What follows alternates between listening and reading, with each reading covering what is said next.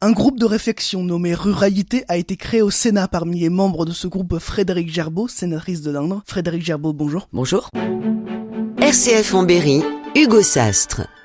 Alors Frédérique Gerbaud, ce groupe de réflexion Ruralité, quel est son but ? Ce groupe planche sur la ruralité et sur tous les aspects de la ruralité et comment le Sénat, qui par essence, puisque c'est la fonction de chaque sénateur, puisque vous savez que nous sommes élus par des grands électeurs, donc en l'occurrence les maires, donc il nous paraissait intéressant de pouvoir intégrer pleinement la notion de ruralité à la fois sur nos actions sur le terrain et en même temps sur un plan législatif. Groupe de réflexion Ruralité avec un S, donc ruralité au pluriel. Diversité de la ruralité. Absolument. Chaque territoire est différent, nous le savons. Vous avez même des grands départements, je dirais par exemple dans la région parisienne, qui ont une partie de ruralité, avec des grosses métropoles. Vous avez des départements entièrement ruraux, entre guillemets, de la ruralité, où à part une ville moyenne de 50 000 habitants, le reste du territoire, comme par exemple l'Indre, est entièrement rural.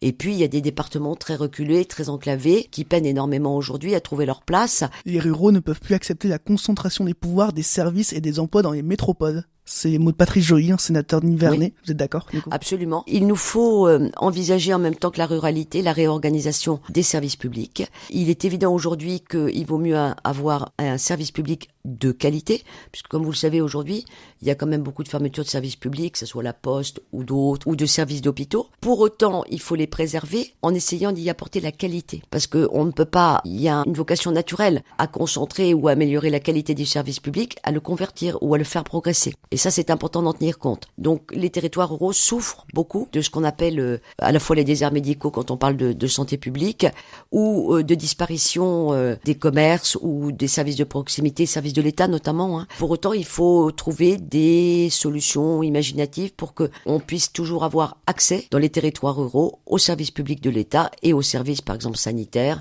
ou à la santé publique. 2 sénateurs de l'Indre font partie de ce groupe de réflexion Ruralité, Jean-François Maillet et vous-même, oui. Avec 2 sénateurs dans le groupe de réflexion. Est-ce que ça pourrait apporter quelque chose en plus au département de l'Indre ? Très modestement, je pense que les 2 sénateurs, en tout cas à mon niveau, ont traduit dans nos votes au Parlement les dossiers qu'on relaie et les dossiers qu'on prend en charge. Notre rôle aussi, c'est dans les sujets majeurs de notre département. Les déserts médicaux en est un, c'est la santé publique est à mon avis un des premiers dossiers concernant l'Ain. Donc notre rôle, c'est aussi de porter nos dossiers, de les défendre, que ce soit à Paris au ministère, que ce soit dans la traduction de nos votes ou que ce soit aux agences régionales de santé pour essayer de trouver des solutions qui amèneront une réponse à nos concitoyens. Vous souhaitez une révision constitutionnelle permettant une meilleure représentation des territoires au Parlement. Concrètement, qu'est-ce que cela signifie ? Concrètement, ça veut dire que, comme vous le savez, le président de la République a présenté une révision constitutionnelle. Elle porte sur plusieurs points, tout le monde le sait. La réduction du nombre de députés et du sénateur, c'est une bonne chose.